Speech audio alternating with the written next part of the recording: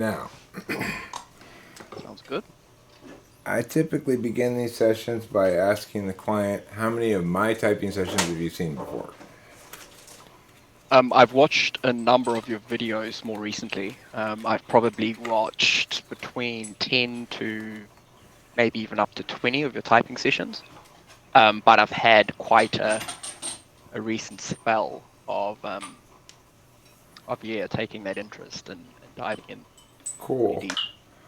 Do you feel like you... I'm very interested in your procedure. Like I love the fact that you've got an internal system there by which you're consistently using. Do you feel like you've got a good understanding of what I'm trying to get at when I'm asking certain kind of questions? Yeah. Um, I don't obviously understand the structure that you use inherently. Um, I don't I don't understand or see the connections obviously to the degree that you do, seeing that you've formulated the structure and the system yourself. But yeah, I But see the method yes. and the madness. Yep. Okay, cool. So then, I'm not going to avoid using a certain amount of jargon and when we go through this. Let's start with some extroverted thinking tests. Can you tell me the best number of steps to break the task of bringing somebody dinner from the kitchen into? And you're looking for the number of tasks. The I'd best, the probably best, say the optimal number of steps. probably say three. What would they be? Um, I would take the food out of the oven and place that food on a plate.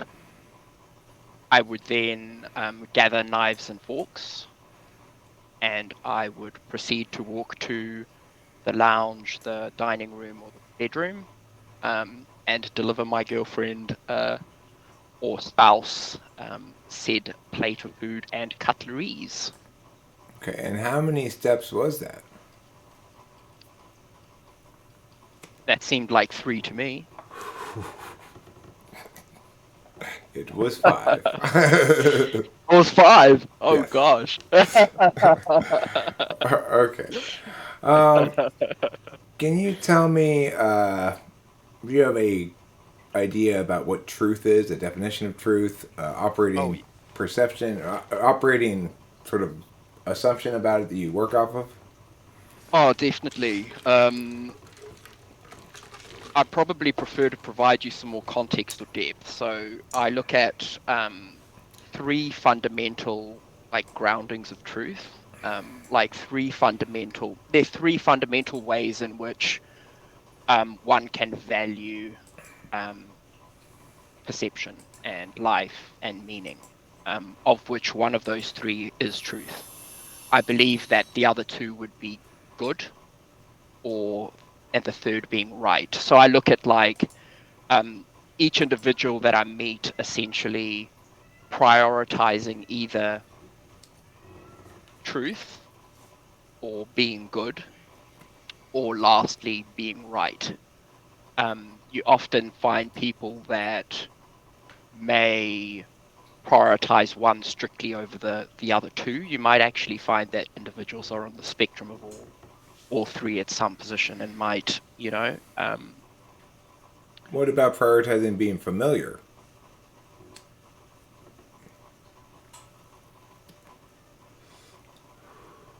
I look at them more as spectrums. So I consider if somebody values good, they're going to try and work towards and live in a manner that they deem being good, and the values that they place on themselves and those around them would be defined on the spectrum of good or bad. So if somebody in their mind, if they're operating on that spectrum of good versus bad, they're going to primarily be let's say offended by those that act in a bad manner, uh, in whichever way they define bad. I want to go back to your point around truth and defining truth. I think truth is the value system that I base my life off of and value most primarily. Okay. Yeah, I would point out that you've indicated to me a linkage to 3 of 4 epistemologies: truth, yeah, NI; correctness, TI; and goodness or authentic should be sort more of feeling. moral stuff, which would be more like FI. And you've Yep. ignored the 4th epistemology function, SI, which is familiarity. And when I bring it up See, as a potential value implicit to itself, in the same way the others are, you just answer an entirely different question. So I would say that's indicative of something. And let's move forward and see what else we have to test. Can we play That's Why They Always Say Meagity Meagity Meow? Are you familiar with that game? I am. Yes. Okay, so I'm going to tell you a little anecdote, and you're going to say, that's Okay. why they always say meagity meagity meow. All right. Throughout the analogy. So I went out skiing the other day, and it was a nice spring day. It was warmer. The weather said it was going to be warm, but I said, you know what? There's a lot of snow up there. I'm going to put on my heavy parka, and I didn't really have anything option between heavy parka and like just a regular shirt. And boy, did I regret it, because despite the fact that there was snow, I was either too hot, or too cold all day long. Yeah. Better to be over prepared. Okay. Now, can you Or make it more yeah. specific than that? Can you narrow the frame, or make the frame more particularist? Dress for any occasion. Okay, good. Um, Or yeah, I can. I even can. I more can. particularist.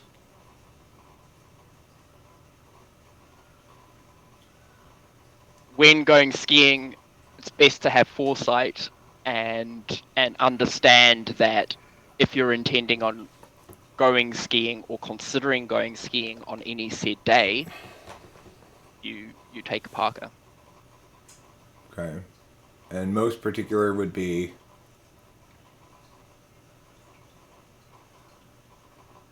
There's a reason why people ski with parkas. no. There's even more particular than that. Is eh, eh, Understand that. no, even more particular is Eric. You know you always fuck up your clothing when you ski, right? Yeah, That's very the true. most particular. It's directly to me. Okay, cool, interesting. Yeah. Can you tell me an anecdote yourself that matches the saying, well, that's not why they always say, if you can't say anything nice, don't say anything at all? You come up with the anecdote part. So you're wanting the scenario. Yeah, we're doing it You're backwards. looking I at the told you the miggity miggity meow first, and you're going to yeah. tell me the story that goes with it. I'll I can give you an example. So when you're with a partner and you share something that you question Like worthwhile herpes? sharing, knowing that you're going to potentially hurt your partner's feelings, but you say it anyway because you value truth first and foremost. Okay. And So you're if essentially somebody you if you somebody did say to you after you told that story, well, that's why they always say, if you can't say something nice, don't say anything at all. Would you go like, no, you missed the point of my story. The point of my story is the truth is more important than that. exactly. Okay. Cool. Okay. Can you talk to me a bit about your sleeping habits? How many hours you need a night? What Yeah. time? Like, if you go to bed at the same time every day, if it changes, etc. Um, I typically need. Oh, I definitely need more than 7.5 hours. I would tend to go to sleep between 11 and I try and get the light turned off at least by 11:15 at night. Um, and my alarm would go off at 7:15 in the morning. Um, Do you wake I up generally before the sleep. I alarm goes generally off? sleep quite deeply. Sorry. Do you wake up before the alarm goes off? Yes, often. Yep. Like I. right before it goes off? Like a minute or two before it goes off? Yep. Yep. That's often more the case than not. Um, Sometimes, like this morning, for some reason, I think maybe because I was excited, or I've just been in a bit of a strange headspace over the last few days. Been living life in a little bit more of an abnormal way. I for some reason woke up quite early this morning. It typically doesn't happen. I'm normally the type of person that would wake up as you've identified there and questioned, maybe 2 to 3 minutes before my alarm would go off. But I'm horrendous at getting out of bed. I'm an avid snoozer. Like I'll actually typically just look at the economy when I wake up. I'll still be in bed. I'll turn over, get my phone out, look at the economy, stock markets, cryptocurrency. I'll often even turn on YouTube. Might even watch one of your shorts or one of your videos while I'm still in bed first thing, um, before I even get up to the toilet. Um, Okay, so yeah, so I'll spend 40. Generally, I'll spend like half an hour to 40 minutes in bed, just slowly waking up. And I don't like to be disturbed. Like if one of my ex-girlfriends turns around and tries to get me up in the morning, and it's like, oh no, you're confuddling me here. I need to wake up slowly. I need to be so slowly if introduced to the if world. you've got to be like on a video conference at 7:15 a.m., then you're going to set your alarm for 6:15 a.m., knowing that you're going to screw around for an hour after it goes off. Yes, yes. Okay, cool. And how about your hydration? Do you let yourself get dehydrated, get headaches and stuff from not drinking enough fluids? The only time I dehydrate is when I'm at work, but I've got like a field-based day, and I just don't. It's not practical for me to be drinking. I just can't afford to. Um, Also because it's annoyance having to go to the toilet when I'm out in the field dealing with professionals. Mm. So I don't want to say, "Oh, look, sorry, but I need to go to the toilet. I need to go. I need to go and take a slash." Um, that's just a pain in the butt. So I try and I'm not very connected with my body at all. But I understand, I'm observant enough to identify the ramifications if I abuse it. So I work very hard to keep in mind that I maintain it. Okay, Um, how do you feel physically right now? I'm pretty strong.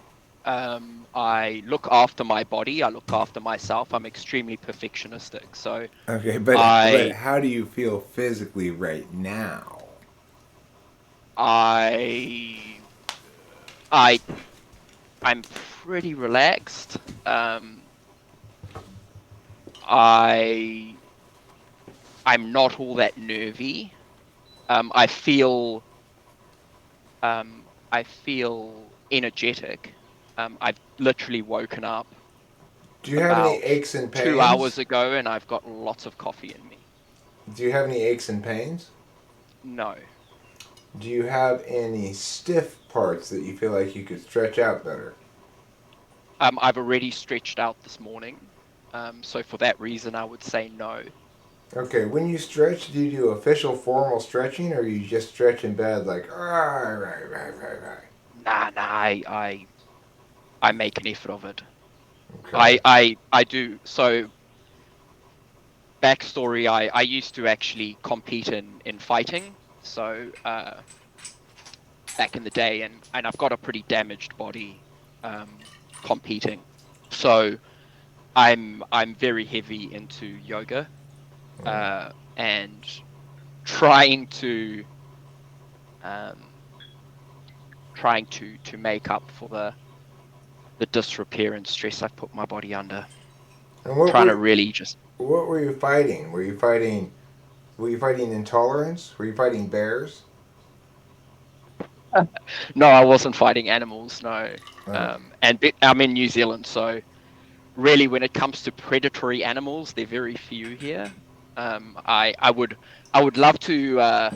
I'd love to see a bear with my bare eyes. I mean, I'm originally South African, so I've seen large predatory animals in the Do, flesh, but no, I wouldn't want a bear running towards me. do you think you I could would take definitely one lose though? that battle. But do you think you could take it? That's the No, question. no, a bear can. I believe that a bear would be able to. Well, it's not like a baboon. I mean, a baboon and chimpanzee can rip humans apart, and a chimpanzee is not even half the size of a human. So it just goes to show how much strength humans aren't designed to be physically strong. We're designed to be smart. We're designed to utilize brain function and wit. So we've evolved away from the chimpanzee sheer strength where we can rip limbs from arms off of bodies, and I'm not competing with a bear. A bear would maul me Okay. if it wanted to. How many professionalism points did I lose by for going pee right then? I didn't even realize You that you didn't went to the even toilet. realize it. That's how sneaky I was. Exactly. And Wow. you had Okay. me you had me answering a really, really cool question that I was interested in answering. So I'm here in my head. I mean, I couldn't even hear the tinkle. So you must I, you must have a very strategic way that you pee. You must hit like yeah, the bowl. yeah. I Yeah. aim for the side for sure. I aim There for we the go. side there. That's respectful. Good Yeah. stuff, Eric. Thanks. Respect. Thanks. I appreciate that. Okay. Cool. So let's talk a little bit about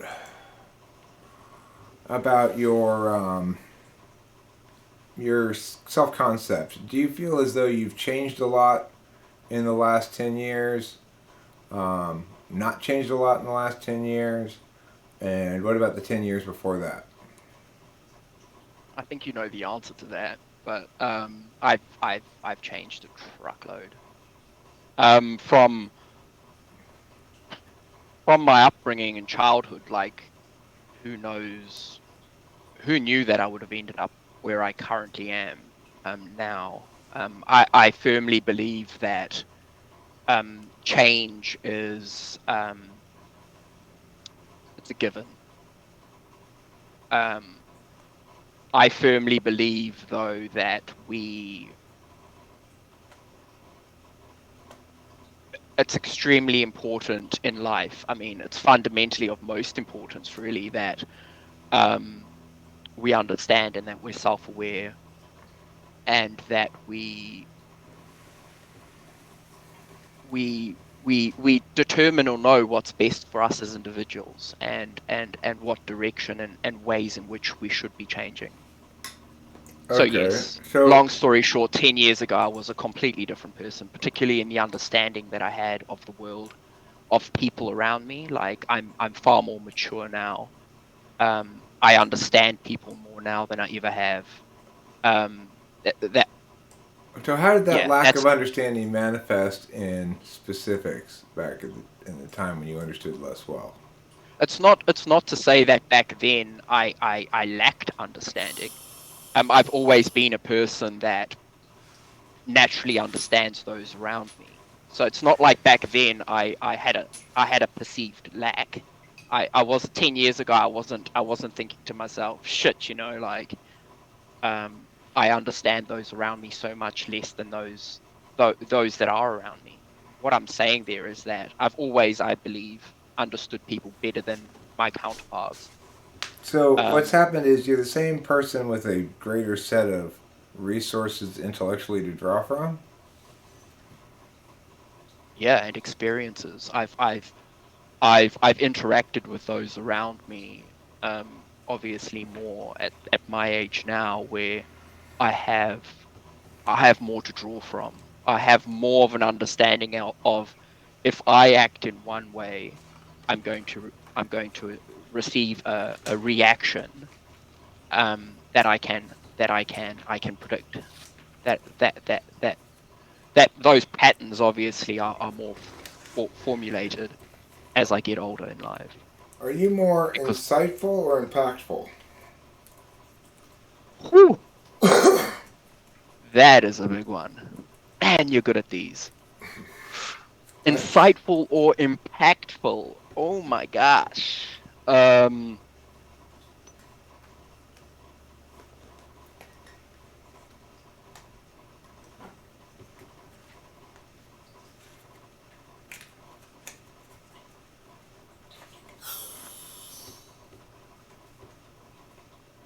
Well, you suddenly cut out your audio. I don't know what happened.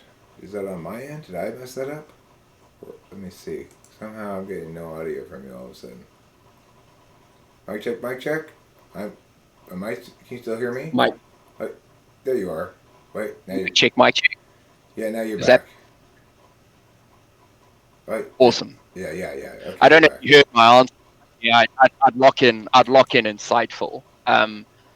But yeah, I can definitely impact those around me that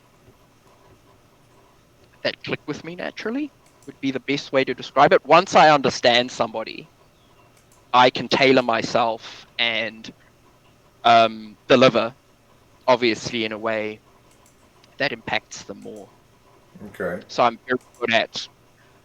I also over the last 6 years I've been in one job for the last I've been in one organization for 6 years, which has led me to develop in ways that possibly prior I wouldn't have thought that I would have developed in. But I'm in a management position now where I manage staff.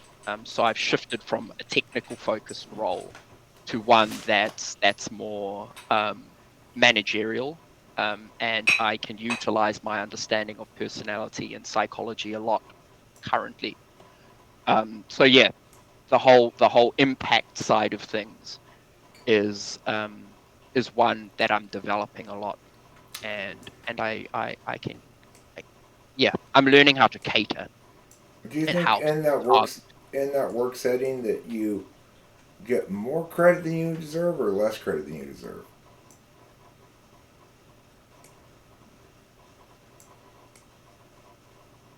I I know that people perceive me as competent, extremely competent, and I know that they give me credit personally, um, but not necessarily spoken, not necessarily credit that potentially is shared out in the airwaves. Like there are instances where specific people I work with will acknowledge my competency. My boss that's quite recent to the organization's very good at acknowledging the work that I deliver Or do you think and the they passion that I bring. understand why you're successful or just that you're successful? Oh,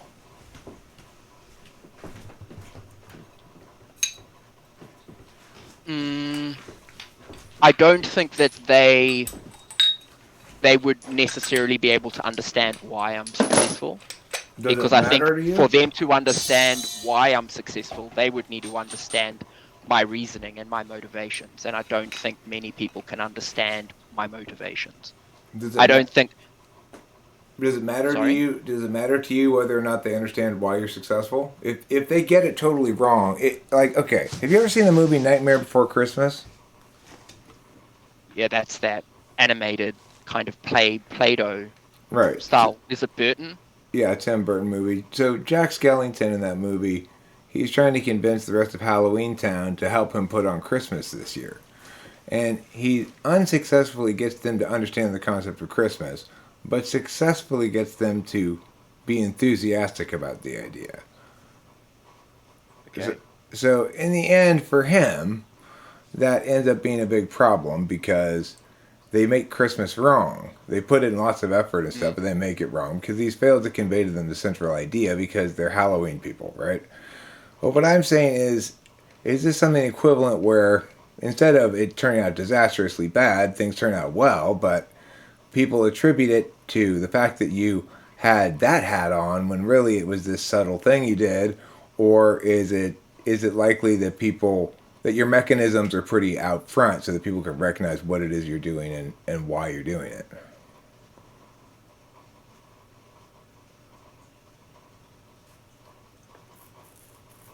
I'm not at this stage really able to connect the Nightmare Before Christmas analogy with the questions you're asking. Okay, However, that's because it was when it I was a bad ask analogy. when I do consider just the either or that you posed there, I'd have to say the former. I think many people they might see the results that I deliver, but they don't necessarily understand how I go about delivering them. Because in a large way, I don't necessarily even understand how I deliver them. Okay. Like yeah. So are you asked It's to do not an much? easy thing to describe. Are you asked to train people in how to do Yes, things? You are. but I'm very naturally good at training individuals. I mean, I've taught English in Korea for a year and a half to little kids. I'm very good at conveying my understanding to those around me. So Okay, I so do you naturally go in took with on a this. clear plan of attack and follow it, or do you go in with a clear sense of where they are in terms of what they know and need to know, and then pursue those angles of deficit and or No, strength? I go in with the understanding of the individual that I'm looking to train. So Okay. I have generally a prescribed way in which I would look to train an individual, but I account for the way they are as individuals and my understanding of who they are, how they would naturally process information. Um, I'm I work in a very technical, um, decision-based type of industry. So I try and introduce as much of a feeling, understanding, empathic delivery or package that's wrapped So you're dealing with in a people mostly one on one, or in small groups, or in larger groups.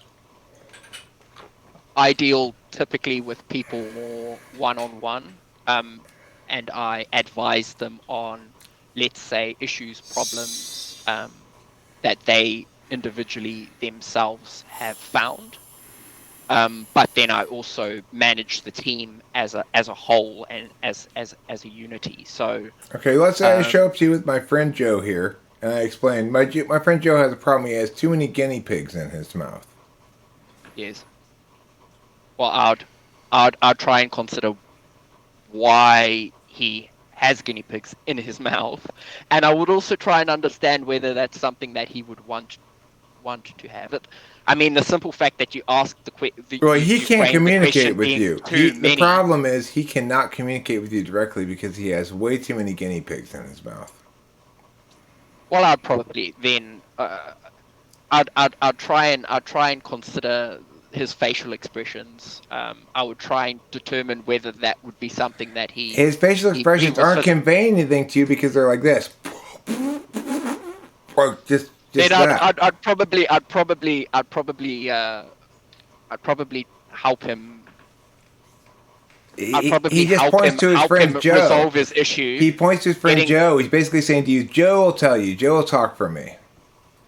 Oh god, Yeah. So anyway, Joe, how did these guinea pigs get in this guy's mouth? I have no And idea. does I he have want these no guinea pigs in idea. his mouth? I have no idea. He comes over this morning. He knocks on my door. I say, "What's going on, Bob?" He's like, he points. And I'm like, "Okay, let's go talk. Let's go talk to Byron. He's the one with the answers." That's a conundrum right there. I mean, for me, I'm trying to get to the nuts and bolts as to whether this individual would want these guinea pigs in his mouth.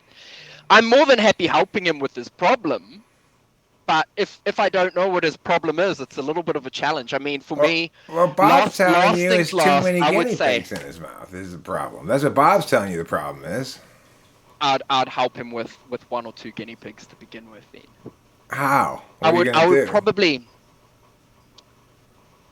I'd probably just I don't have too much familiarity with guinea pigs. I'd probably just walk up to the poor guy and just yank on a guinea pig leg, or like start with one. So you're going to actually Try. solve the problem for him. You're not just going to advise him. You're going to get in there and pull those guinea pigs out. Well, I mean, yeah, that does go a little bit against logic. I mean, he could probably pull on a guinea pig leg himself, but yeah, obviously he's got bigger problems. I mean, I'd be worried. I'd be worried if he got himself into the position of having too many guinea pigs in his mouth to begin with. I mean, if he's the type of person that ends up with too many guinea pigs in his mouth, he's probably the type of individual that doesn't have the ability to realize that he could yank on a guinea pig leg to resolve the issue. So, Well, here's what happened. Let me tell you the full story, okay? See, he's a okay. really deep sleeper and a snorer. And a family Okay. of guinea pigs said, here's a nice, soft, warm place to sleep. And they Imagine. all got into his mouth while he was sleeping. When he woke up, he didn't want to disturb them. He thought, oh, but they're so cute. They're so asleep and so comfortable. I don't want to move them. And now he doesn't know what to do. Now they've really made themselves at home in there. Oh, well, now it's not only a problem on the short term, but yeah, I mean, if the guinea pigs have made a home in his mouth, well, then he's got a long-term issue, doesn't he? Well, I mean, it only happened last night. It's now like 8:30 in the morning. He woke up this way like 6:30 in the morning. The friend came over at 7:30. Now they're at your house. They're looking for some advice here.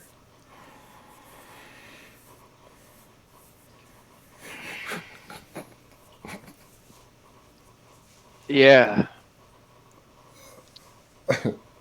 So, what do you think? Yeah. How do you think I'm interpreting your answers to this question, or what do you think I'm asking about here?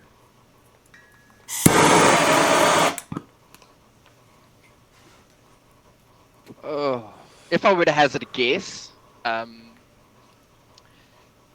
you're probably looking into a little bit of any, given that possibly you're looking for consideration as to the various possibilities of how this individual may have ended up with guinea pigs in his mouth. Although at the same time you are telling me how the guinea pigs did end up in his mouth. I you're obviously trying to consider problem solving. Yeah. So what's that generally? Well, that would prompt me to think that it would be T and probably extroverted thinking, Yeah. or thinking of some degree. Extrovert thinking. Yeah, Okay. I'm Cool. I'm definitely more of an internal thinker. Yeah. Yeah. Okay. Cool. So the correct answer was spit them out, Mm. but close enough. What you had was a very knowledge kind of interfacey kind of answer, which is, well, here's what we need to know before we can advise him, which is, why does he have guinea pigs in his mouth? How many guinea pigs does he want to have in his mouth? And a bunch of other things. Whereas the Always look to understand before you act. right, but if you were more of an action deliberative, let's say you were an action type first, it's more likely you would be willing to err on the side of go ahead and spit them out first, and then we'll discuss this, I guess. Yeah. Yeah. Okay, so now let me ask you some TI questions, some classic introverted thinking kinds of deductive reasoning questions. Can you tell me if Julie won't go to the opera unless Billy goes to the opera, and Julie does not go to the opera, can we conclude determinately that Billy did not go to the opera? No, not necessarily. Okay. Because Julie would only go to because Billy can go to the opera without Julie. Obviously, the preface is that Julie would only go to the opera if Billy goes. But not that she will So necessarily go if Billy goes. Right. Okay. exactly. All right. Cool. So, can you tell me if some potatoes taste like chicken, and all things that taste like chicken smell like fish, is it necessarily the case that some potatoes smell like fish? Yeah, some potatoes would smell like fish. Okay, cool. If no dirigibles, Dirigibles? Are they like dirigibles? What are dirigibles? they're airships. Oh, okay. If no, Like a Led Zeppelin kind of blimp. yes, but without That's the what I'm lead imagining. part. Without the lead part, yes. Yeah, Just okay. like a Zeppelin, yeah. Perfect. If no dirigibles have wings, and only things that have wings can fly, is it necessarily the case that no dirigibles can fly? Yes. No dirigibles could fly because the only things that can fly have wings, and dirigibles don't have wings. That's So correct. dirigibles can't fly. Okay. Okay. So now let me try some genealogy questions. Can you tell me who my mother's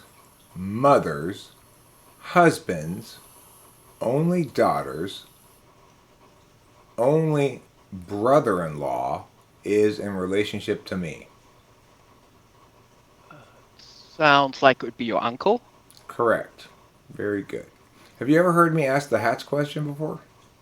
Yes. Okay. And I would probably I've done activities like that in the past, so I understand that you need to account for the individual prior and their understanding prior. Right, right. But yeah, I would probably be sitting there for quite some time had I not had the answer. I would be very yeah. I'd probably have a really good inclination of what the answer would be, but I'd probably struggle to explain the reasoning rocks in a rock solid fashion, if that makes sense. Okay. Like I'd probably have like a gut understanding that the last individual would know the red hat. Can you But give me 5 distinct reasons why New Zealand ought to require peas to always be served with carrots? 5 reasons why peas should always be served with carrots. Yes. I could try. Um, because peas are imported from Japan, and in Japan they fertilize their peas with fertilizer that has selenium, and in New Zealand there is no selenium in the soils, so everybody has thyroid issues, and the way in which we mandate the increased selenium uptake in our diet is to include peas with every carrot meal. So that would be one. That's one very, very good reason. Um, it might take me a bit of a while thinking of a second. I can get there. Um, because because kids love color, and when when and because the kids in New Zealand don't necessarily enjoy their carrots because carrots taste like shit in New Zealand for some reason. They decide that they'll mandate again. I love the mandating idea. They decide that they're going to roll out the requirement to serve peas with carrots because science determined that the color of green and orange somehow makes kids' minds more accepting of the fact that yeah that, that the carrots taste like shit, but that they'll accept them more. Okay. Let me stop you there. I'm going to ask Rachel to take over for a bit and chat with you. One thing I haven't talked Yeah. to you about at all, and I'll ask her to talk to you about, is your media consumption habits when you're not Okay. consuming media that teaches you something, okay? So Rachel will be over Yeah. here in a Bring it second to on. take over the headphones. Awesome. What's the question? what kind of media he likes when he's not watching things to teach him something. Okay.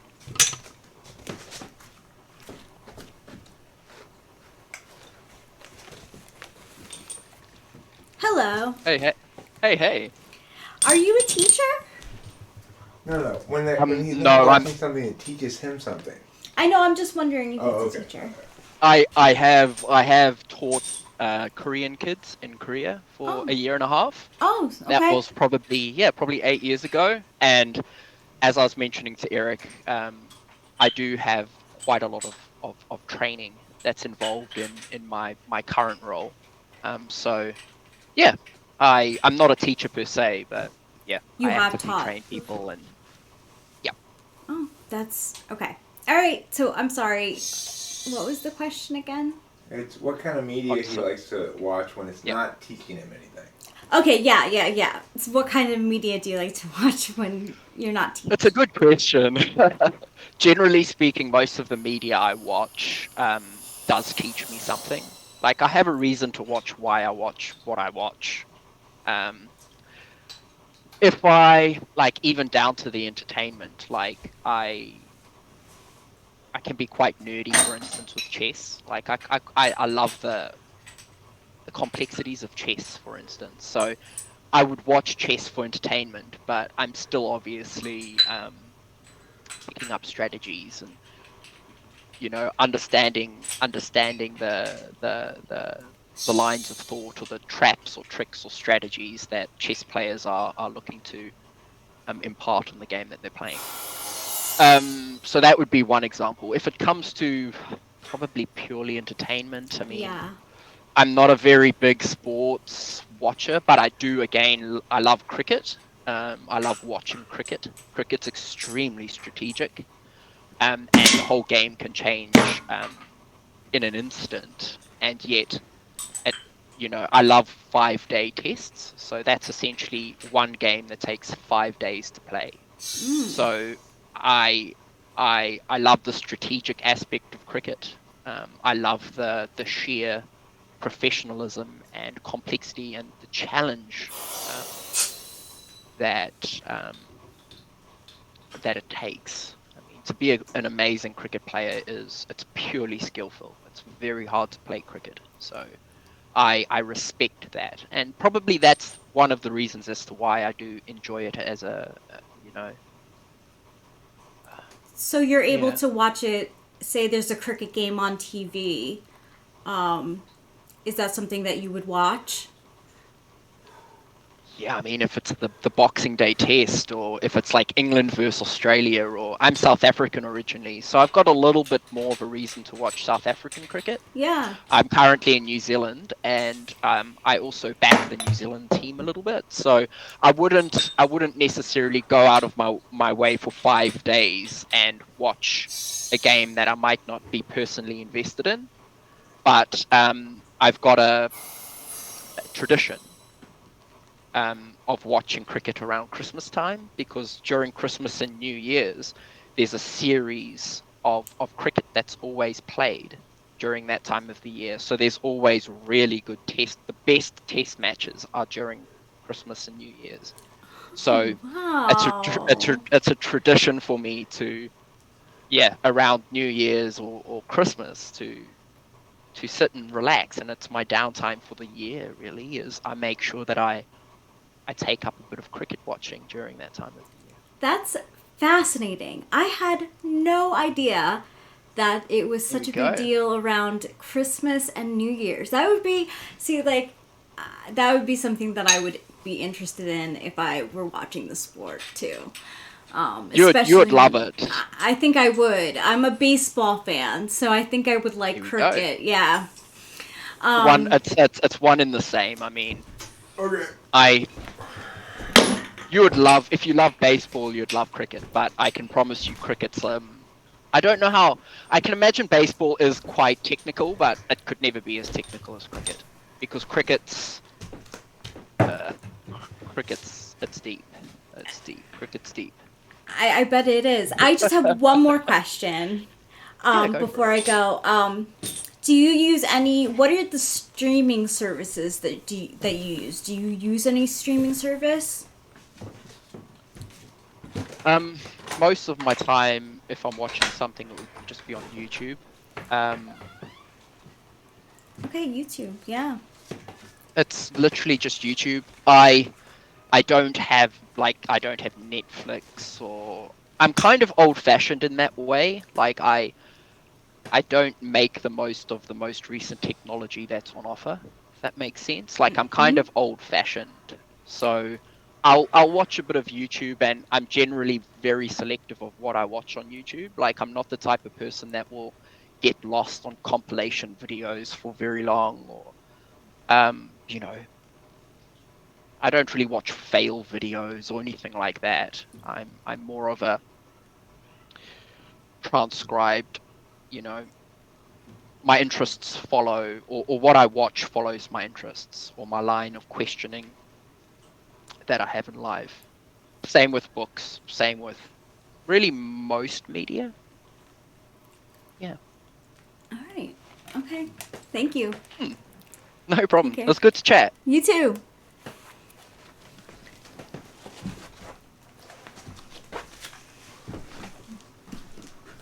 Okay. Well, I was thinking about it. I think I probably have you narrowed down to 3 possible types. So let's see if I can get that narrowed down a little further. Can you talk to me about any creative outlets you have? Do you like to draw, write, act, paint, sing, dance, anything like that?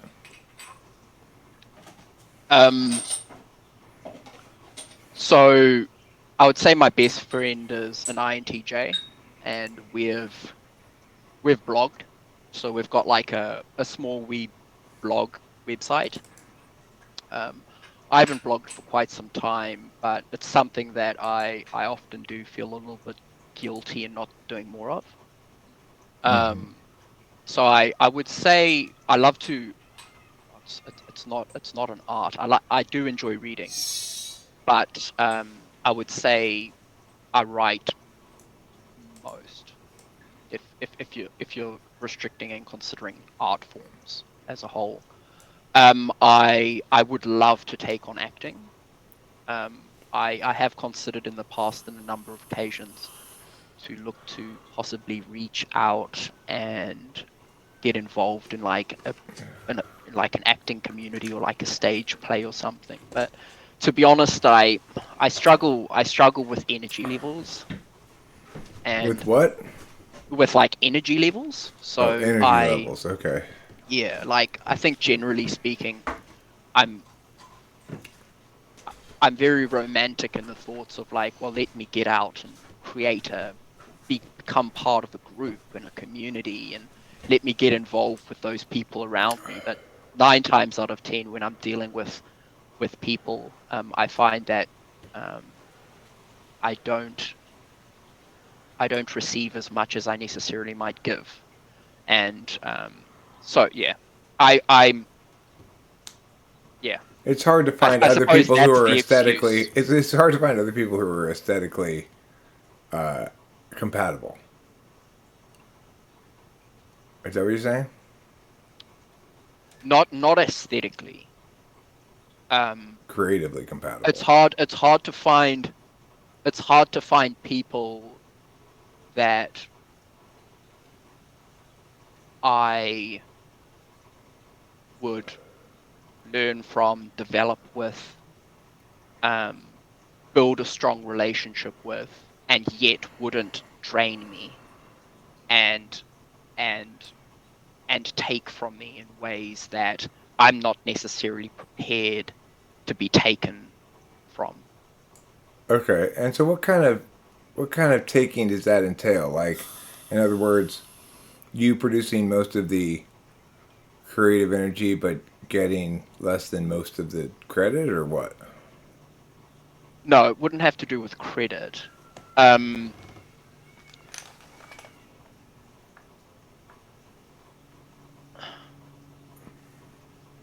I would say that from a selfish perspective, it would probably have to do with development personally, and also So they aren't good enough for you to learning. learn anything from. They aren't good enough for you to learn anything That's from. the challenge. Yeah, Okay. that's the challenge. Is that I get to the point in life where I realize that, particularly in New Zealand, where things can stagnate, and the majority of the individuals that you meet, you have a sense that you won't learn very much from, and as a result, I find that I might pull away from those around me.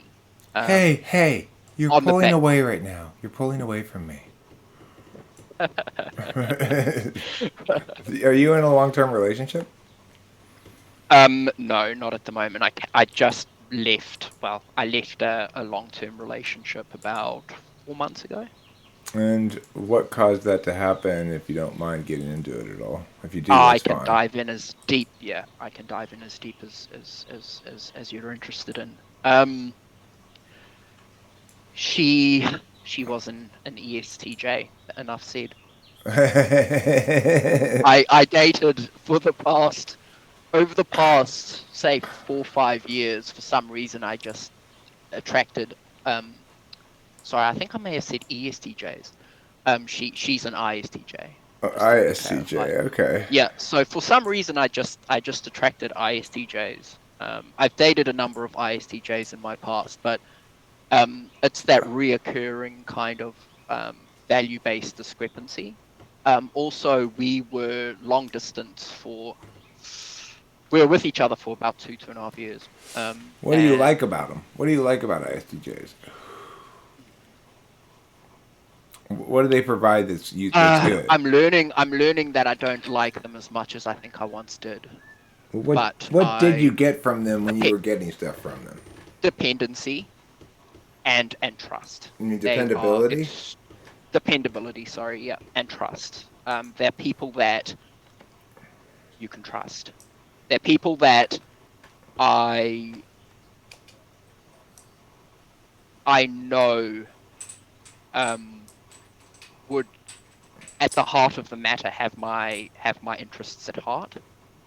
And can you give me an And they example of time and something time that? again show me that. What's that? Can you give me an example of something that frustrates you about them? Like an example of a time when Oh, Julie did meow, and it's just like, oh, you ISTJ and your ISTJeries. like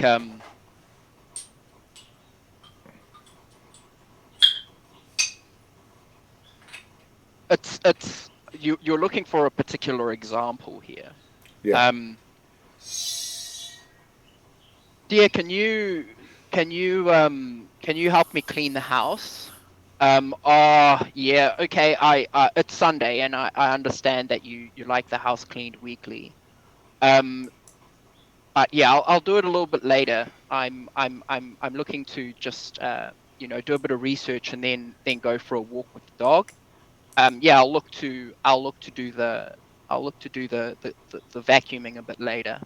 Then in an hour and a half's time, they'll continue to pry and push you to, why haven't you done the vacuuming yet?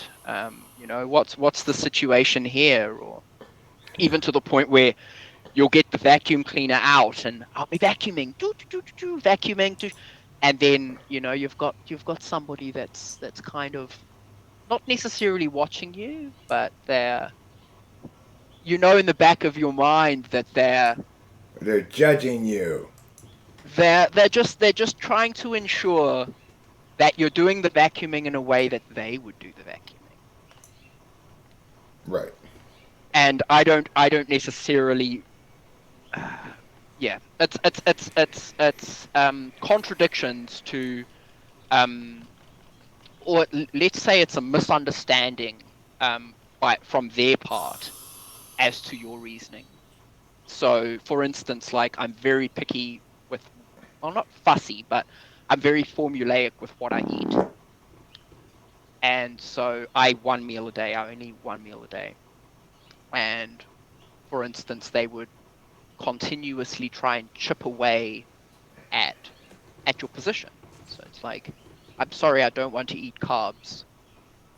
Nonetheless, they'd be, okay, well, I can give you a spoonful of rice, or, you know, I'm making potatoes tonight. Do you want some potatoes?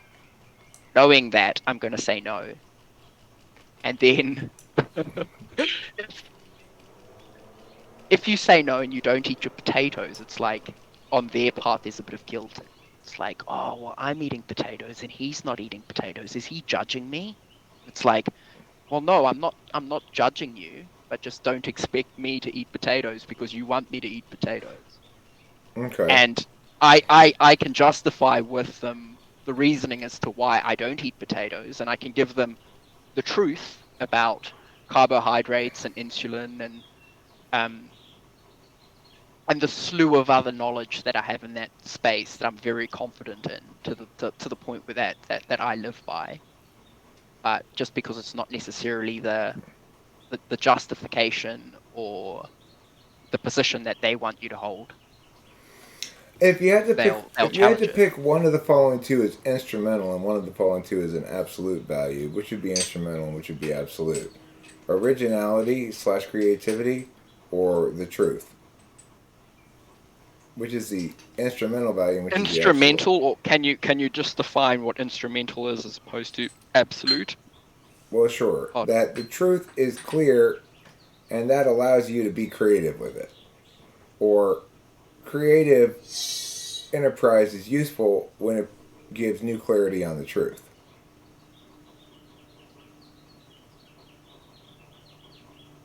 So, in the first case, truth is clear and it lets you be creative.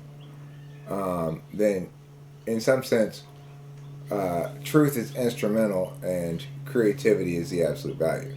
If it's instead being creative is useful because it gives you a new clarity on the truth, then creativity is instrumental and truth is absolute. no, it's the former. Okay.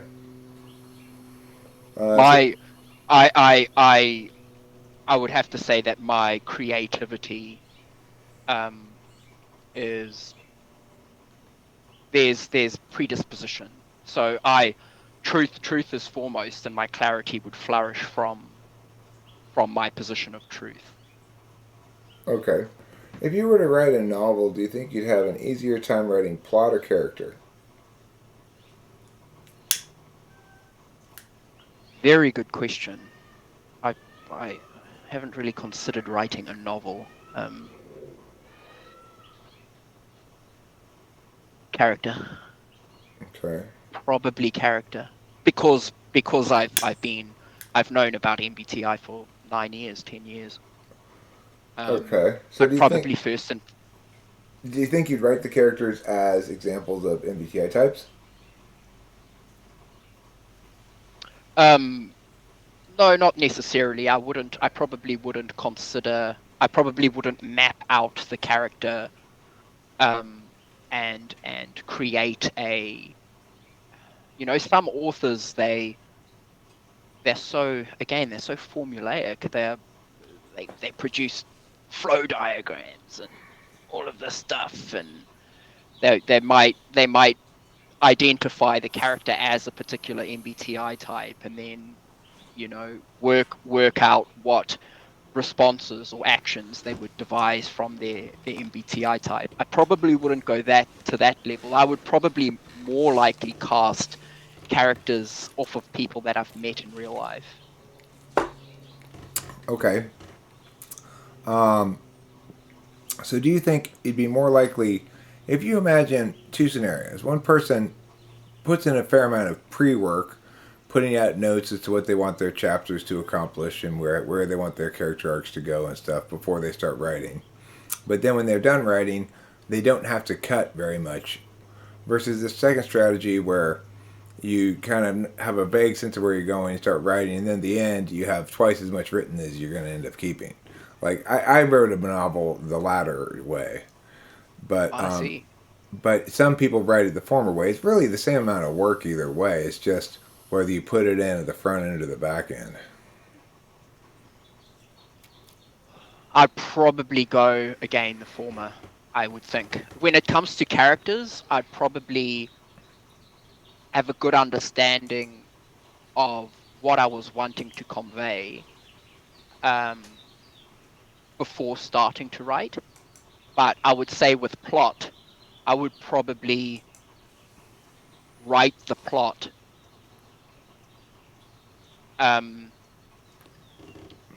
almost at the time. Like when it comes to the plot, I probably wouldn't plan as much. I suppose that would be the challenge. Is I would try and foresee experiences that my characters that I've created would possibly experience. Okay. But when it comes to plot, I'd probably just explore it as I go. Okay. If that Interesting. makes sense. So you'd have a clearer understanding of the people you were writing about than the story you were telling, going in. Yeah, I possibly would before I start writing whatsoever. I'd probably try and maybe understand where the destination of the story would get to. What I would definitely try and understand what I'm wanting to convey in the story itself. Like, what would I want somebody to take away from the story? Okay. But I would not necessarily know where. So I find it funny because if I watch... Sometimes I love movies, for instance, that just don't really seem to have a plot whatsoever. Like, it might just be a deep dive into somebody as an individual. One of my favorite directors, for instance, is Terrence Malick. And I love the movie Knight of Cups with Christian Bale. And it's such a random movie. It doesn't really have a... Yeah. What's it called? Something of Cups? Knight of Cups. Knight of Cups. You should definitely watch it. It's like a tarot thing, or what? It does have a bit of a tarot flair, yes. And cool. Again, coincidentally, is even weirder because my birth card is a Knight of Cups. Oh, your birth card is the Knight of Cups, huh? Yeah, I'm a Jesus. I've got the Jesus card. You consider the Knight of Cups the Jesus card, huh? Because it is. I consider... A Jack of Hearts is the Jesus card. The Nine of Cups. The Knight of Cups. And I consider the Nine of Cups to be dinner with Jesus. Ah. The Nine of Hearts, the Nine of Cups being dinner with Jesus. Well, if you think about the picture on the card... Yeah, in your card. Or at least on my one, it looks like... The guy looks like Jesus, and it looks like he's got a bunch of places around him with all these cups. You could go have dinner with Jesus, you know? Ah. That definitely gives me something to think about. That's very interesting, Eric. Yeah, that will be something that I'll definitely endeavor to explore. The key with the knight, with the jack though, is to realize that when it comes to the jack or the knight, they're absolutely and utmost capable of divinity. So it's like they recognize within themselves the capabilities that they have of becoming the king, but they see that within them, but it's almost as if they aren't satisfied and happy with. They don't want to pursue that course with that position. They don't want to pursue that suit any further. Because they've got a clarity. One, they might claim to have. So you would say that life shouldn't be that. Life needs to be a little bit more of a knowledge experience, of a play, of a. So you perceive the king then as overdoing that thing.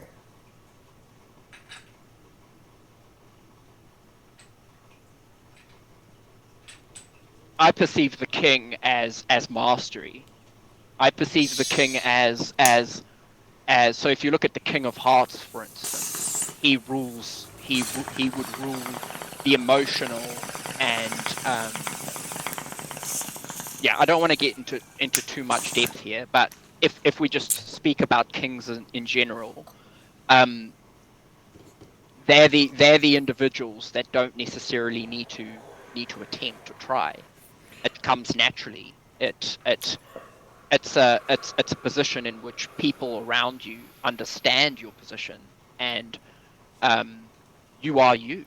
They understand your position, and So would you say then that Jack is the position where the person fully understands the sacrifices entailed in being king, and therefore, regardless of the capacity to be king, determines it's not who they are fundamentally, and so they may have equivalent mastery but less inherent resonance as a master? no, I think the Jack. Would perceive the king's position as potentially being one that's limited. So I think for me, I'd perceive the Jack as an individual that again has the ability and has not necessarily the decision, but has the capability of choosing to become king, but identifies that there are other forms of reasoning, there are other things to value.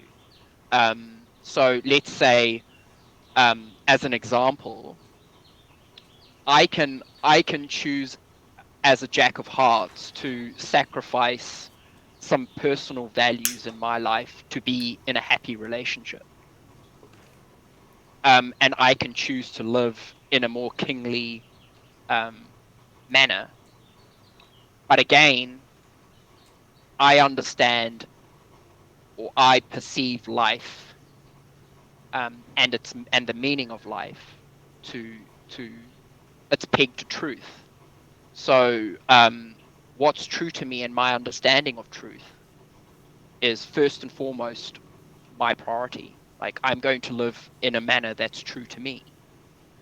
So as a Jack, I'm going to be playful. Like, I'm going to say, okay, I know that if I share something with my partner that could hurt her feelings or could create distance, or I might say something that she would misinterpret, misunderstand. I'm not going to withdraw or withhold that information. I'm going to share it because that's true to me, and So I you're will give Jack of her. I what? will give. Jack of Cups is what your birth card is? Yes. Okay. So Okay. Jack of Cups is sacrifice for love. Okay. Jack of Cups is the card that needs to learn. They understand inherently how deep connections are, Okay, so where are you on how sticks? loving Where are relationships you can on be. sticks, swords, and pentacles? Where do you think you land on those? So you're asking like second, like Well, I'm saying if you think you're at Jack level of cups, where are you with sticks, pentacles, and swords? I'm probably more.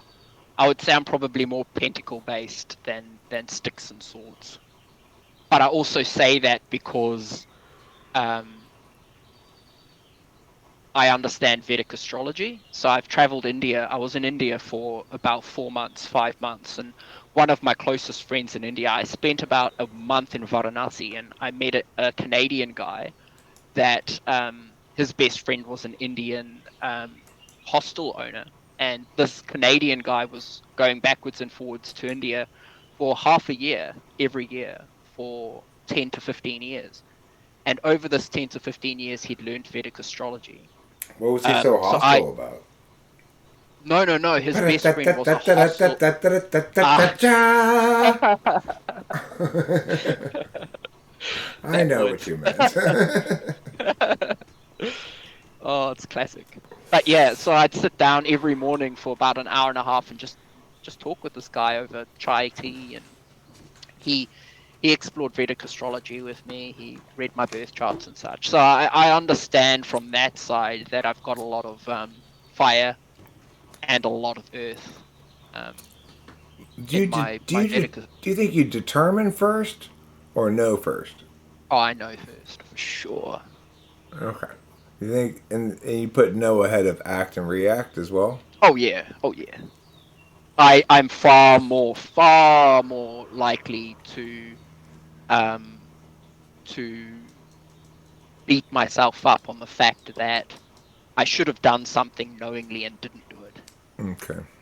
Like it happens all the time. Like I've been considering applying for a job up in Wellington, which is the capital of New Zealand, and because I want to get into like national regulatory like organizations in the environment sector. And like, for example, I knew that if I reached out to the human resource manager prior to applying and I connected, because I've already been interviewed with them, I knew that if I reached out and showed a little bit more proactivity, that my chances would be a lot higher to be re-interviewed for a good position. But because I didn't do that, I didn't get considered. And I inevitably didn't get considered because I didn't take that action. But I know deep down that had I taken that action, I would have been considered. Do you know what I'm meaning by that? Yeah. Okay. Yeah, So it look, happens all the time. everything is everything is lining up with INFJ, except for Yep. one thing, which is Okay. your TI is awfully sharp. Your TI Yes, but your TI seems slot 1 or 2, but other than that, everything says INFJ. so I'll give you a bit of a heads up. Like I think I'd mentioned to you, I've been following MBTI for about 10 years. Um, I would I would pretty much say to you that I am an INFJ. I know I am. Um, but there are some kind of prefaces here, and that is like, for instance, I always love quizzing. So like my ex-girlfriend and I, we'd always quiz on the computer, and there were those questions that her and I used to love doing. So like, where you get the 3 words and then you have to find the missing word, like ice cream, and then ice blah blah blah, and then Right, the right. The missing rat words test, stuff cream like that. or. Yeah. And she was really good at that, but I think I've developed that by just continuously testing myself. I also, I do think it's one because of the I've more understood trainable. Myers-Briggs. Yeah, It's and among the it's the more trainable of the polar tests as well. yeah, More likely to be trained because of its kind of quizzical nature, and and therefore also more trainable than extroverted intuition, which is it's a little more. You're unlikely to encounter quizzes that ask you to be creative in terms of ideationally creative than you are creative solution wise, right? And then yep, and then the SI one, the memory thing, you will encounter some like memory style quizzes, but people don't put a lot of weight in that in terms of societal value. It's like people like to feel smart by getting TI questions right. They don't necessarily feel smart by getting memory things right. yes, no, I agree, Yeah. definitely. TI is extremely valued in our society, and again, I mean, It's funny. It both knowing is and MBT, isn't. You know, it is and it isn't because if you look at like politics and stuff, all kinds of shit ass crap arguments get thrown around thrown around. and don't get really challenged, and there's not really a good public discourse sort of adjudicator. You know. No, but politics is. I often believe that one needs to be very careful when trying to find commonality with politics. Politics is something that is on the extreme end that I don't necessarily believe you can draw many similarities or make many comparisons with. You make Because an excellent point. with politics, I mean, sorry? You make an excellent point. There's not a lot of Yes. things comparable to it. No. And it's I have to be careful what I say here, because I am within this field. But I see firsthand and inherently the role of appeasement, the role of lobbyists, the factor that the loudest mouth gets the bread. Or at least the most provocative, and not necessarily because it's interesting, right? So. No, it's just the fact that politicians need to account for those individuals that have the biggest influence on not only society as a whole, but on their own personal careers. And also, from a civil perspective, those people that cry the loudest are the ones that get considered. Sometimes. Right? I mean, we're talking about... Sometimes. Oh, no, all the times. All the time. I mean, not all the really. Not really, because it's not sufficient to make a lot of fuss. It's definitely not efficient. It's not sufficient. I said sufficient.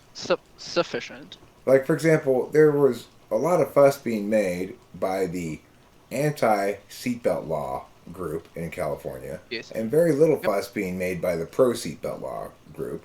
It's just that because the anti-seatbelt group was comprised a minority of TI-heavy libertarian types, and because they couldn't really articulate a lot of practical impacts in their favor, it didn't matter how much noise they made, they didn't get anything accomplished. On the other hand, helmet law people were more able to get things accomplished because they could better argue the advantages of not having helmets, namely having the wind blowing in your hair, and they did a better job of spending money on lobbyists and stuff because it's more of a personal interest for them and less of a political, ideological interest.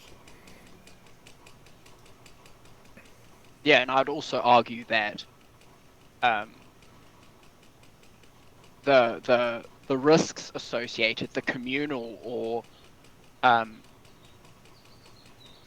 associated risks with helmet lobbying is less than that of seatbelt lobbying, because if I'm a parent and I have children in the back of my car that don't have safety belts, well, my decision about safety belts and the fact that I don't deem them necessary impose safety risks on my children in the back seat. Whereas with helmets, if I'm on a motorbike by myself, I'm obviously influencing. My decision is obviously risking far fewer individuals. Yeah, but I mean, they deal with that with bicycle helmets by just saying if you're over 16, it's optional, but if you're under 16, you have to wear a helmet when you're riding a bicycle. That's how it is in California. So there's no reason why they couldn't do the same thing with seatbelts, But regardless, it's an interesting topic. Okay, so I'm going to wrap this up here. Any last questions, thoughts, query? I'm glad that we're in agreement about your type. That's always nice. Yeah, I mean... you seem very knowledgeable about functions and everything.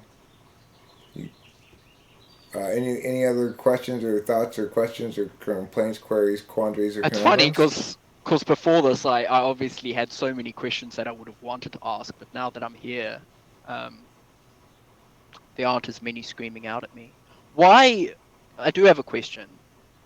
Why is it that INFJs, and I've also heard you describing this too, or questioning this, why is it that as I'm getting older, do I find FI almost sickening? Like I actively, as I've gotten older, I actively acknowledge Well, that it's for two reasons. Okay, reason number one is when you have to use your own FI, since it's countervalued and you don't choose to use it on your own, it means someone's crossing your boundaries and ignoring your reasonable and clear enough, albeit not rude, signals. Okay, so that's one way in which you encounter FI. And then the other way you encounter it is as other people using their bullshit feelings to justify their bullshit. And since for you it's only ever instrumental, it's never an absolute value, your goal is not to feel happy.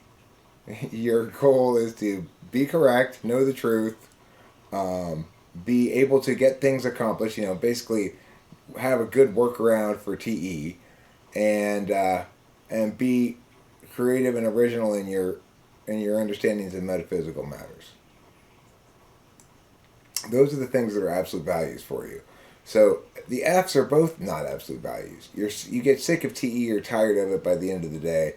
You're tired of being aware all the time of who's in the room, what their attitudes are, how they are either currently displaying some sort of state of being, and how much you're impacting it, and whether or not you're going to be irritating them with the sound of you crunching this thing since they're sitting there trying to work on something.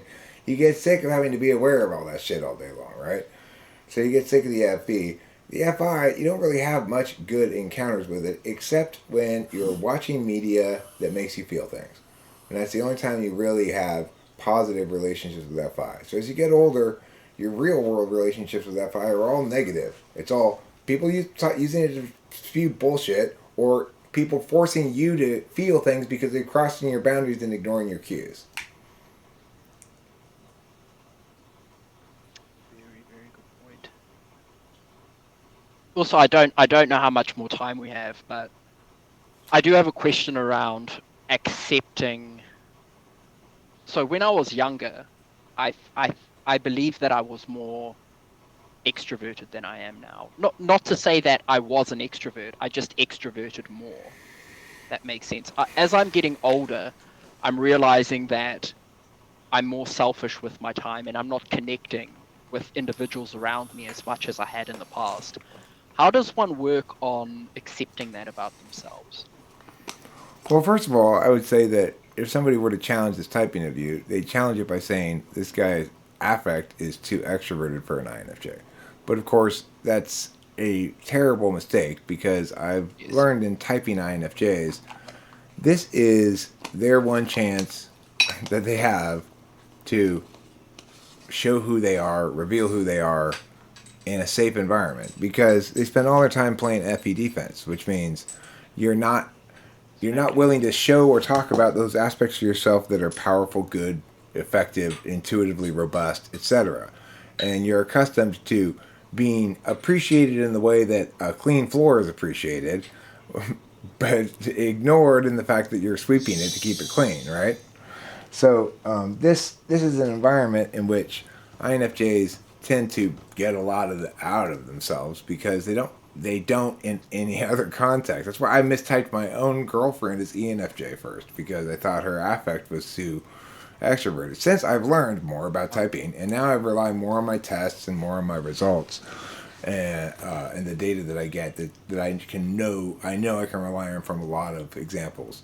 So I'm a better typologist. But I don't now. know. I don't know if you answered my question per se. I mean, my question is, how does one accept that about themselves? I mean, are you Like, upset about it? how do there's a part of me that feels like I have a gift in which I understand people, and generally I'm very accepted by individuals around me. I think generally speaking, I think people around me feel understood by me, and I can generally form relationships, although generally they're not at the depth that I'd want them to be. But the problem for me, and the challenge for me, is that I don't necessarily accept that life can be as, I don't want to say alone, but as isolated as what it it is. Well, I would say first of all, you're already you've already crossed one threshold of optimality, which is to say, you told me that does not answer my question, rather than going with the more FE safe route of saying of, of restating your question in a slightly different way, so that if I can misinterpret it as hearing it for the first time and not be and not have to realize that I didn't answer your question, then I'd be preserved the FE meow bullshit. So that's a sign that you're past, you're somewhat past stage one, right, of the growth arc. Now that's going to be different for every person. Every INFJ is going to have a somewhat different growth arc because it's going to depend on how you default come out of childhood. So if you default come out of childhood as having been largely preserved in your autonomy in some sense, one way or another, preserved in your autonomy, then you're going to come out more extroverted. Now, how do you come to terms with the fact that you're fundamentally isolated in life, that most of the people you encounter don't understand you, and or that you feel a lack of fundamental connection because you're just not on the same page? Well, you need to incorporate more meta-analysts into your life, which is to say types that are also map. The thing about INFJs and ENTPs both is we're map, and everybody else wants to link something to something particular and concrete and sensorial. And to us, ultimately, that feels like, okay. One thing that I've definitely noted since watching your videos over the last, say, 3 weeks to month is that I just don't, for some reason, I don't encounter ENTPs very frequently. I've attracted many ENFPs in my life. I've dated many ENFPs, and there's a part of me that loves them to bits. But I would love to actually meet an ENTP female. I watched a video of yours 3 days ago, where you, I believe, correctly typed an ENTP girl, and I think she lived in Australia, and I was like, what the heck? Like, from the moment that I started watching this video, I was like, what? I've never met a person like this before. Was it the Like, brown-haired girl or the blonde-haired girl? oh, she's very attractive. Blonde Just or to be brown hair? upfront. Blonde or brown hair? Oh God, did she have blonde hair or brown hair? She had like that British twang. I think she said she was British. Yeah, okay, she lives in England. Did she have blonde actually. hair? I think she may have had That's brown hair. Aga. That's Aga. Well, I mean, you're perfectly positioned. You're an INFJ. You're in her age demographic. She's looking for a partner. No, I don't think now. it was Aga. I think Aga had like a mole on her cheek. No, I don't think Aga has a mole on her cheek. Here, It doesn't. Let me It's beside pull it the up. point. Let me It's beside pull the it point. up. It's not. For me personally, I'm not sharing this information because I want to pinpoint an individual to you. Well, I'm I wanting want to to just pinpoint an individual to you. No, you've got it backwards. Okay. Let's do this. All right, let me see. I think this is going to be good. Beautiful. And It just was so eye-opening. I like to play matchmaker. I've been known to play a little bit of matchmaker here and again. There's nothing wrong with that. It doesn't make me a bad person. She asked us. Yeah, to she keep an eye wants out for to be an match INFJ. made. So Yeah. now, granted, you guys do live in different countries, but from an American's perspective, New Zealand and England are basically the same place. Yeah, fair enough. So I mean, traditionally speaking, yeah. they both talk wrong-sounding American. Okay, so Hey now. just joking. Let's not get carried away, Eric. Just joking. I'm just making hilarious jokes, as is my wont. Your jokes are actually very good. Oh, thank you. I appreciate it. It's always the wit value is the most important thing. This is a little bit of a resource hog here, so I'm going to try to close a couple things, and I will get. I do have another question, and I don't know if Rachel's. Yeah.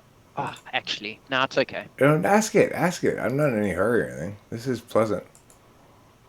It's cool, isn't it? Yeah, it's very pleasant. Great minds, or connected minds. That's what it comes down to. Well, when people are, yeah, it's like if you are INFJ or ENTP, it is not common for you to quote unquote be on the same page with the other person. It's the exception, not the rule. So when you just sit down and have a conversation and realize you're on the same page attentionally, which means basically you've got similar values and a similar perspective on that talking out the ideas of things is worth doing. It's not just, it doesn't need to be linked to some concrete purpose for it to be of interest, that it has truth as a value in and of itself, right? That's something that's not implicitly accepted by most people we talk to, probably, No. Yeah, I couldn't agree more. Okay, now. My another question is why does it feel like INFPs are my arch nemesis? INFPs? Yeah. Well, I believe my father's an INFP, and I've dated a number of INFPs Do you see in the many past. oh yes, Olga does have a mole on her cheek. You're right. So It wasn't her. It's another individual. You're not talking about.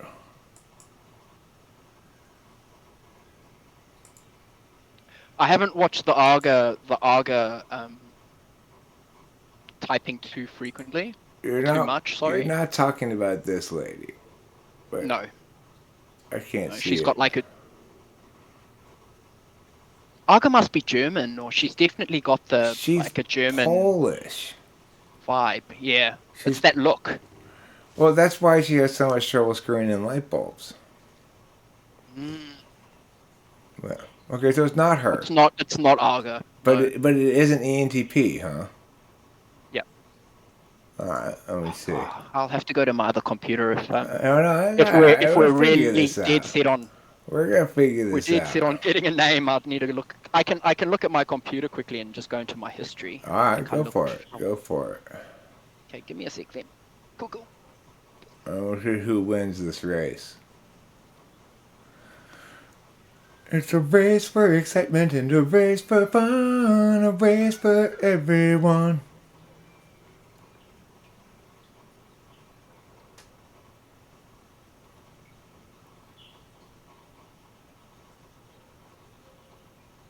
Let's see. SESSION. Spell session. And then we're going to see what we see and who we see and why we. Let's find out. Who he's talking about, I don't know. Let's find out. Could it be Laura? I think it might be. Laura.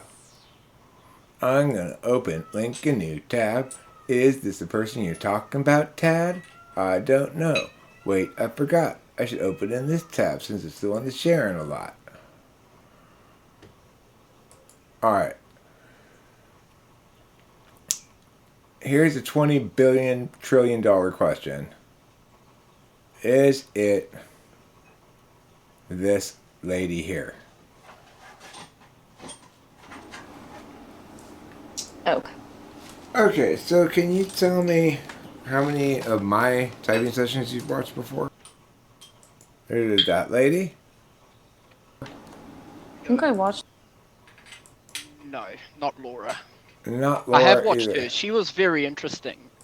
She was interesting. She was Romanian, I believe. This is very forward though, because I'm almost like calling someone out, Eric. And That's fine. I get it. My bad. I assumed I knew more than I did. I sometimes overknow. I can be guilty of overknowing. In this case, I overknew. And you know what? That's just part of the problem that goes hand in hand with being an extroverted intuition dominant. Is that instead of knowing appropriately, sometimes I just go, I don't know, but let's pretend I do. Yeah, I think rely on people like Rachel and I think to have it more pegged down. I think our knowledge is far more accurate from Yeah, I've grown to rely more and more on Rachel's and trust her and I more and more. It's taken some time because, of course, she doesn't want to push it in ways that are effy contraindicative, you know. Yeah. So, Well, it's all about authentic and genuine at the end of the day. Well- Like Rachel and I it's all about genuine and authentic. well, I want you to ask the question you asked me to Rachel, which is, how do you come to terms with this isolation sense or whatever, or what other term you have for, other question you have for INFJ, and see what you guys say to each other about it. Okay. Yep. I'll have to get back on that plane. Oh, yeah. No, sounds good. I want to see if he wants to read too. Tarot. He's a tarot guy Yeah. right here. He's in tarot. He's in, or sometimes called tarot. Tarot. Or you come Tarot. around here, Rachel. Walk around this way. Step over that. Sit down there, and then I'll move the mic in front of you. Hi again. Hi. I knew you and I we're the same. I've known that we're the same the whole way along. Wait, Yeah. did you though? Yeah. No, I did. Yeah. Wow, When I met you yeah. After watching you as well a few times as well, I knew that you were an INFJ. Wow, that's like pretty insightful, honestly, because like Eric even said, I didn't know my type for a while. I was typing myself as ENFP for like 8 years. So so self-reporting can be tricky, but that's good that you have that much insight. It is hard with INFJ and ENFJ though, obviously. ENFJ was the closest to it.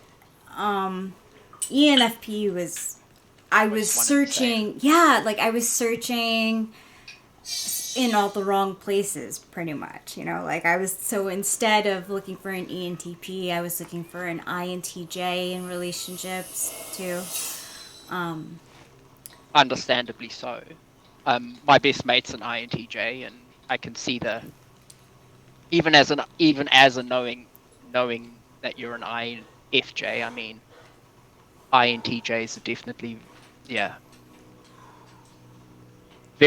the relationship's a very unique one. It's a very deep one. Yeah, it is very fulfilling. Yes, it is. And I think they make great friends because we have that knowing function first. Relationships, though, as in romantic, I think is difficult because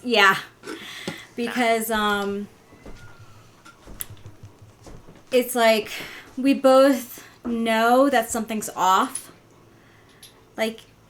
but it's coming at it from very different directions. So strange, isn't it? You end up with exactly the same conclusions, but you get there in such different ways. Yes. So No, continue. Oh, and then just to when you actually talk about the particulars, you realize that actually on a fundamental perspective, you actually may disagree in a lot of ways that cross values and cross boundaries. Yeah. Wow. Yeah. But you end up with the same conclusions, so it's bizarre. It's bizarre. It is so bizarre. So I was in a sea of MBTI mess for a while. But you found your way. Yeah, I found my way. So what was the question that Eric wanted you to ask me? Oh God, what was it again? Do you feel isolated? Oh, do I feel isolated? I was trying to touch on the fact that in the past I've always known that I'm obviously very good with understanding people and giving people generally a sense that they're understood and heard and valued. And the problem for me as I'm getting older, it's something that I'm needing to accept within myself, is that as I'm getting older, I'm not connecting with individuals let's say, as much as I felt like I had in the past. Primarily because when I was young, there was a lot of newness. There was obviously more to learn in relation to the people that I was meeting. But I'm finding as I'm getting older, I still hold this gem. I still hold this beautiful gift in connection, and I do see in myself the need to connect and almost feel understood personally. But I struggle to locate that.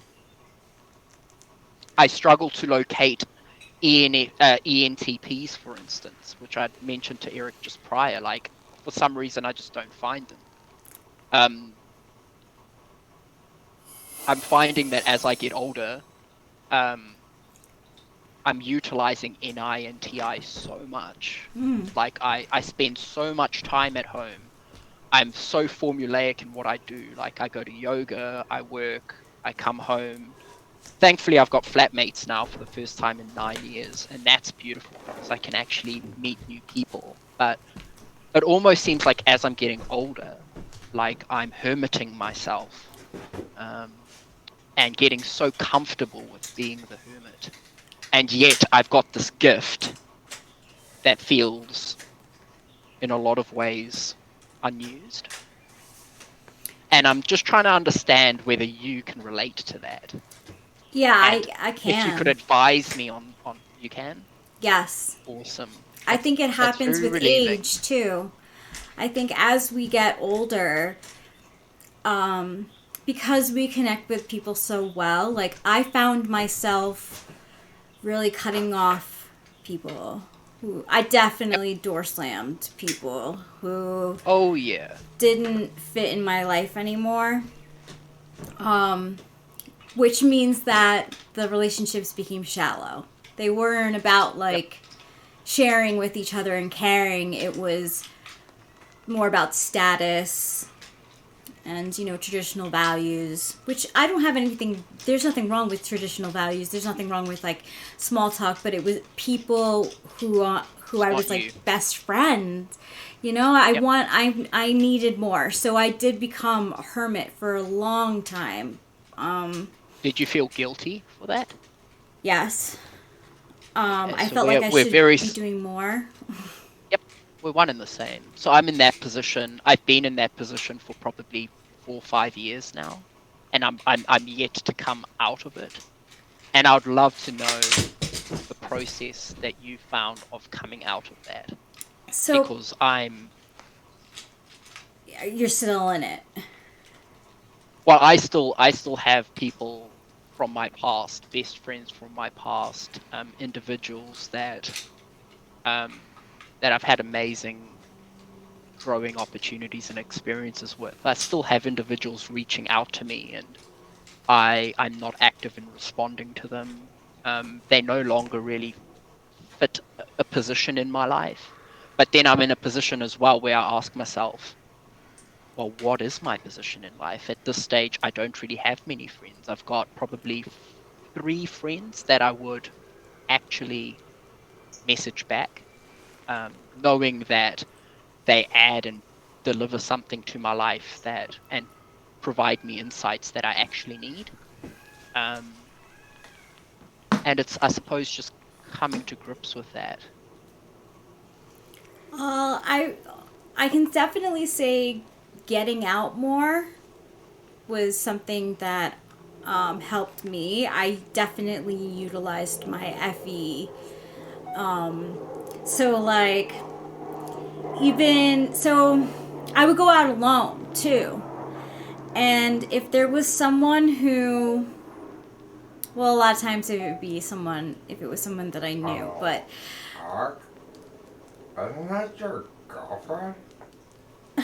um, so um, I would go up and I would talk to them, just like, and then I started to meet new people and made new friends Yeah. by FEing and trying to get to know people that maybe I wouldn't in the past, but Cause she's talking to this guy. That's how. Yeah, so just obviously keeping the individuals coming down the conveyor belt We're typing at something. the input side. Yeah, Because you yeah. can't rest on your laurels and say, okay, well, I have a few friends here, but I need to, that's okay, I'll stop finding friends or stop getting out and about and trying to actively pursue new friendships. Even And though that might feel so good, like, just being in your zone, like, sometimes it feels so freaking good, but, like, you don't want to be a hermit ultimately, because I think INFJs can start, like, getting a little weird and, like, start, like, believing a lot of, like, conspiracy stuff and, like, pyramid schemes and things that, like, would take advantage of our NI, not really, like, help it. So I would definitely say, like, try to get out as much as often, if even when you don't really feel like it, because you might not feel like it a lot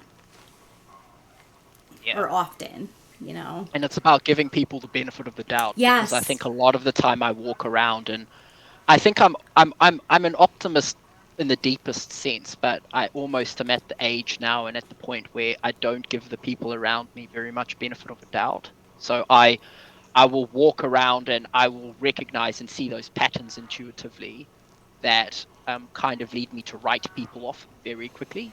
So it leads me to almost neglecting connection because I'm so quick to write somebody off before I actively get the chance to actually know them. And I suppose that's probably something that I need to rewire, because I understand that I've got very developed FE and I've got this beautiful gem, and in the past, I mean, I've been extremely good at socializing and connecting, but I'm just at that stage in my life where I know I have this ability, but I'm just not doing it. So yeah. So then it's like, it's almost like you're keeping it for yourself, but you want to share it with other people, because it's advantage, it's an advantage for you and for them to be in that kind of relationship. But you definitely, I mean, you definitely want it to be the right crowd. I think maybe what I would also do when I went out, and I started to make new friends, was I asked a lot of questions too. It didn't always work. I definitely met people along the way who I would maybe not be friends with now, but still, it's good to, like, mingle and to meet new people. But it was always through either going out when, either when I thought it was right or when I didn't, just pushing myself to go, or, like, invitations through friends too, to things that I said yes a lot more to things. And I think if you get a feeling of someone, maybe you could, like, ask them questions and see if your intuition is right about them. Sometimes it might be, but sometimes we're quick to judge, and then yeah. 9 times out of 10, as you know, our intuition's correct, but it's also about how much precedence or how much importance do you give that knowing. Like, for instance, if I intuit that somebody's one way, well, just because they're one way doesn't mean that they're a shit person. Yeah. They may have loads of good things, but they may just be shit in one area, and their good things outdo their bad. Absolutely. But I'm just harping and picking on one thing that I'm intuitively gaining information on and writing them off. It's like setting the bath. What's a baby with the bathwater? Oh yeah. Throwing the baby out with the bathwater. Yeah. It's that analogy. Yes, it is very much like that, and it. Oh, man, So interesting. It is, and I'm sure you're like a red flag person too. Like you see the red I am. flags. Oh, yeah. Yeah, and But that the problem with me is I don't have boundaries, and that's what I'm working on. Is that I give way too much. Like for me, it's like I'm all or nothing. So if I meet a girl and I'm in a relationship with her from the get-go, it's not that I don't confess my love or anything like that. I'm not. Long story short, it's just I feel like I remain unchanged from the moment that I am with somebody to 5 years down the line in a relationship. And I think the challenge that I have is that when you're in a relationship with somebody, they change, but I don't. And then I get confused because I'm like, okay, well, I've met you and you're such a good person and you convey such positivity, but then 2 years down the line, they're completely different because obviously they're portraying the identities that they want you to perceive them as when they meet you. Like when you first meet with someone, it's like, I am the happiest person ever, and I go running daily, and I eat healthy, and then half a year down the line, they're a slob, they don't respect you, and they lead you to believe that they respect you, but like 2 years down the line, they treat you like a piece of shit because they don't have respect for themselves. And yeah, that's kind of the pattern that I find myself in. it's like fascinating though. Actually, I'm sick and tired of you trying to prove that you identify as something that you're not. Yeah. Anyway, that's enough. That's enough of I'm me getting hungry, complaining. So Okay. let me wrap this up, okay? Thanks for chatting again. Wrap it up. No problem. It's good to meet you. You too.